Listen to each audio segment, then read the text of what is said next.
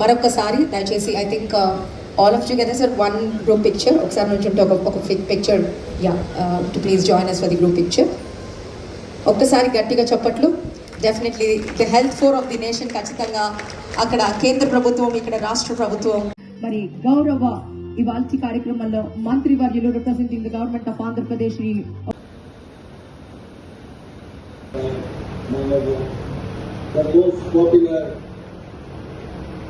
modern and comprehensive medical services. The hospital will serve as a robust and reliable hub for healthcare and well-being for the workers and their families. ESIC is continuously strengthening health infrastructure, expanding digital services, developing modern medical facilities and enhancing beneficiary-centric services. I am fully confident that ESI Hospital Raja Mahendravaram will play a pivotal role in providing quality medical services to the workers and their dependents in the region and will serve as a means to bring about a positive change in their lives. Let us all join hands and continue to advance our efforts to further strengthen the health, well-being and social security of the workers. My gratitude and thanks to all of you once again for coming here on this August occasion. Thank you very much.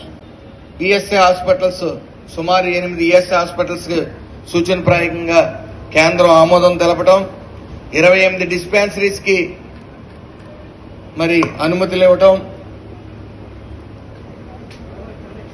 ఎక్కడైతే ఈ ప్రభుత్వం వచ్చిన తర్వాత గత ప్రభుత్వం తప్పిదాల వల్ల continuous గా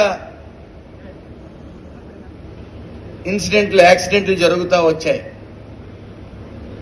అనేక యాక్సిడెంట్లు జరిగితే ఆ రోజు ఎసెన్సియా అనే కంపెనీ యాక్సిడెంట్ అయితే సుమారు 10 మంది చనిపోతే ఆ రోజు చంద్రబాబు నాయుడు గారు వచ్చి జీరో యాక్సిడెంట్స్ వైపు ప్రయాణించాలి, మనం ఎక్కడ ఏ ఇన్సిడెంట్ జరగకూడదు, ఎవరు చనిపోకూడదు, కార్మికుడి యొక్క ఆరోగ్యం భద్రత మనకి చాలా ముఖ్యం, దానికి మీరు కట్టుబడి ఉండాలని ఆయన ఆదేశాల మేరకు మరి సేఫ్టీ ఆడిట్ ఆఫీసర్స్ అందరికీ కూడా ఈ ఎంఓయూలు యూనివర్సిటీస్ తో చేయించుకోవడం దగ్గర నుంచి వాళ్ళకి స్కిల్ ఇవ్వడం దగ్గర నుంచి అనేక సంస్కరణలు తీసుకురావడం జరిగింది. ఈ రోజున గతంలో ఏదైతే ఇటు యాజమాన్యం ఇటు కార్మికులు 2 కళ్ళులా భావిస్తామో అలాగే కార్మికుడు యొక్క ఆరోగ్యం భద్రత కూడా మా బాధ్యతగా భావిస్తూ మరి అంచెలంచెలుగా గత సంవత్సరం 72 మంది యాక్సిడెంట్స్ లో మరణిస్తే ఈ సంవత్సరం 29 మందికి పరిమితం అయ్యారు. అది కూడా జరగకుండా చూడాలని మరి సీఎం గారి ఆదేశాల మేరకు కేంద్రం యొక్క సపోర్టు ఫుల్గా ఉండటం వల్ల గత ప్రభుత్వం 5 సంవత్సరాల్లో ఎక్కడ బాధ్యత లేకుండా గుప్పుడు ఇసుక గాని ఒక ఇటుకు గాని పెట్టిన వైనం లేదు. మరి ఈ ప్రభుత్వం వచ్చిన తర్వాత సుమారు రాజమండ్రి తీసుకుంటే స్టార్టింగ్ లో ఈ ప్రభుత్వం వచ్చిన కొత్తలో 100 నుంచి 150 ఓపీలు ఉండేవి. మరి ఈ రోజున స్టాఫ్ ఎక్కడా పెరగల, 80 మంది స్టాఫే ఉన్నారు. 80 మంది స్టాఫ్ ఉన్నా సరే ఈరోజు వాళ్ళ కష్టం ఫలితం 450 ఓపీకి చేరుకుంది. అంటే ఖచ్చితంగా అభినందించి తీరాల్సిందే. కార్మికుడు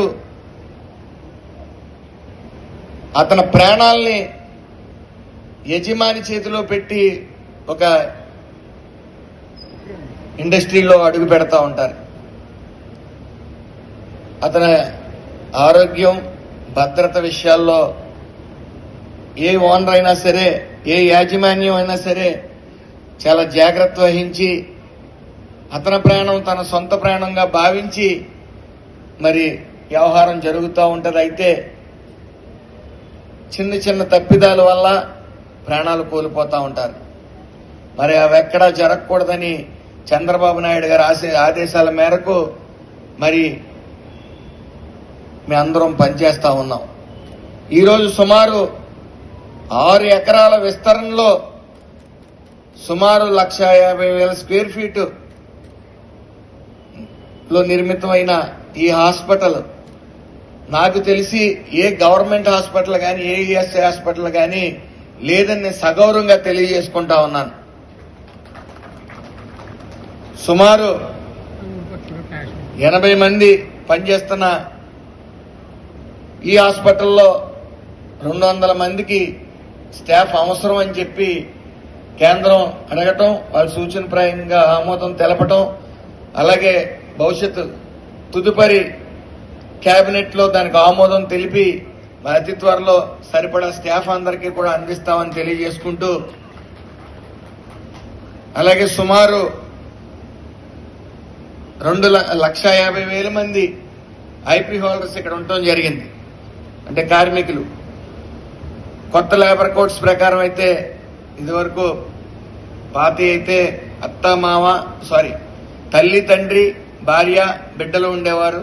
ఈసారి అత్త మామ కూడా యాడ్ చేయడంతో భవిష్యత్తులో సుమారు 6 ఉంటే 6 లక్షల నుంచి 7 లక్షల వరకు కూడా మన ఈ హాస్పిటల్ వచ్చే ఇన్పేషెంట్స్ ఉండవచ్చు.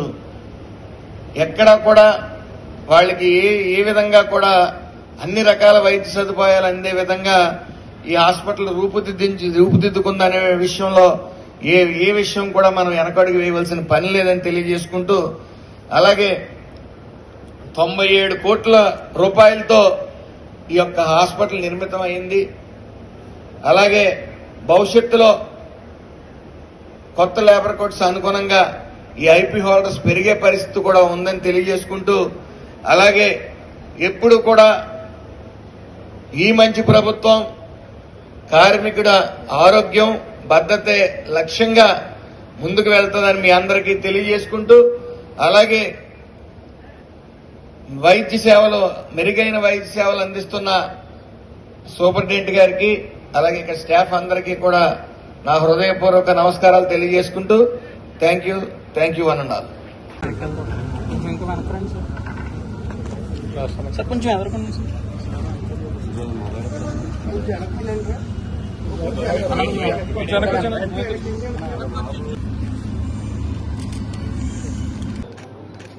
Okay okay